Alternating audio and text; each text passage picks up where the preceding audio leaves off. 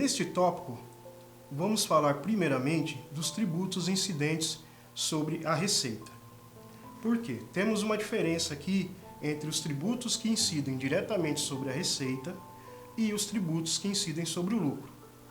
Os impostos que incidem sobre o lucro são o imposto de renda à pessoa jurídica e a contribuição social. E como dito anteriormente, a gente chega a esses valores no lucro real e no lucro presumido mediante os formatos de cálculo de cada regime. E temos os tributos que incidem diretamente sobre a receita.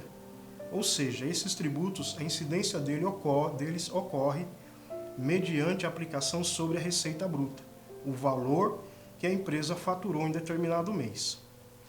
São eles o PIS, o COFINS, o ICMS, que é um imposto estadual, e o ISS, que é um imposto municipal. Temos também o IPI, mas não vamos adentrar muito em detalhes porque é um tributo específico das indústrias. Mas para que possamos entender sobre a maneira como esses tributos são aplicados, temos que entender como funciona cada regime tributário. Inicialmente, vamos começar com o lucro real. Como podem ver aqui, o lucro real é um regime tributário onde a tributação é calculada sobre o lucro líquido do período de apuração, considerando valores a adicionar ou a descontar conforme as compensações permitidas na lei. O que quer dizer isso? Significa que esse tipo de apuração do lucro real, ela ocorre mediante a sua contabilidade. Então, o seu contador, ou a pessoa que presta serviço de contabilidade para você, vai, através da sua contabilidade, escriturar todas as receitas, todas as despesas, os custos, eventuais receitas e, através de dedução e somatório de cada um dessas situações citadas, ele irá chegar ao lucro real. Esse tipo de tributação, ela requer, obviamente, um controle muito grande, ela requer que a empresa tenha um sistema muito bem parametrizado, um cuidado muito grande com o cadastro dos seus produtos, levando em conta justamente o que vamos explicar aqui, as questões tributárias, em referente a PIS, COFINS, ICMS, ISS e ICMS. Então, todas essas situações têm que estar muito bem detalhadas e tem que ter um controle muito grande sobre elas. Então, como vocês podem ver nesse slide, nessa imagem, a contabilidade, a aferição do lucro real ocorre pela receita bruta, os impostos, a dedução dos impostos sobre a venda, a dedução dos custos, a dedução das despesas, o somatório de eventuais receitas que a empresa venha a ter e com isso a gente chega ao lucro líquido. Então, nesse caso, temos um exemplo aqui de uma empresa cuja receita bruta, num determinado período, foi de R$100 mil, deduzido impostos sobre venda de R$5 mil. Essa empresa teve custos de mercadoria vendida ou de produção de R$70 mil e deduziu despesas de R$15 mil. Eventualmente, ela teve também receitas de R$1.500, portanto, ela chegou a um lucro líquido de R$11.500. No lucro real, seria sobre esses R$11.500 que vão incidir o imposto de renda à pessoa jurídica e a contribuição social sobre o lucro. Referente aos impostos que incidem sobre a receita, temos, mediante cada regime, uma sistemática diferente de apuração dos mesmos. Então, vamos falar no momento agora do PIS e COFINS no regime do lucro real. O PIS e o COFINS no regime do lucro real também é chamado de regime não cumulativo. Por quê? Ele permite que você desconte créditos das entradas, das mercadorias compradas, de custos que a empresa tem, ou de qualquer outro tipo de entrada que gere crédito. Então, como diz na legislação, permite o desconto de créditos apurados com base em custos, despesas e encargos da pessoa jurídica, e possui as alíquotas de 1,65 para o PIS e 7,60 para a COFINS. Além disso, a sistemática do PIS e COFINS tem que levar em conta algumas situações diferenciadas dentro da sua tributação. O que significa isso? Existem algumas categorias de produtos que possuem uma cobrança de impostos diferenciada.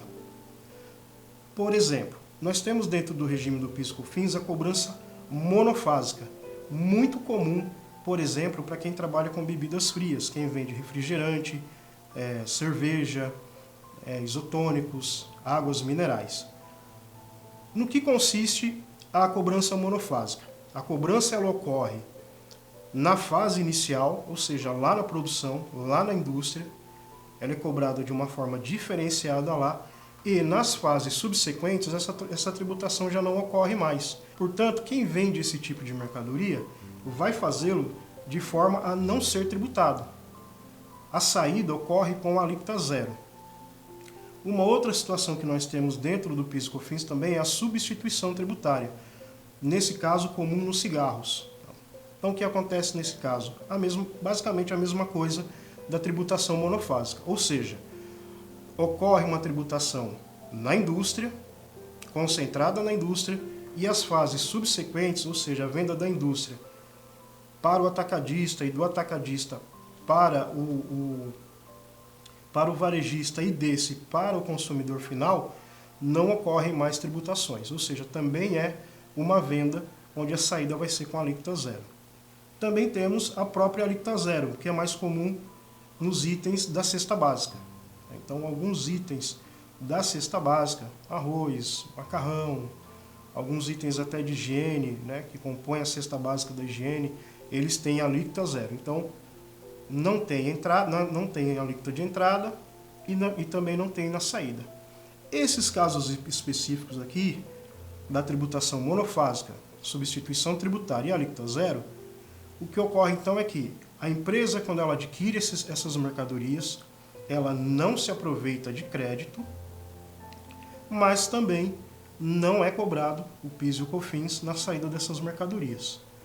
No caso das mercadorias que não estão envolvidas nessa sistemática, ocorre o aproveitamento do crédito na compra da mercadoria, na aquisição dessa mercadoria, e ocorre o débito, né, ou seja, o pagamento do imposto, também na saída da mercadoria.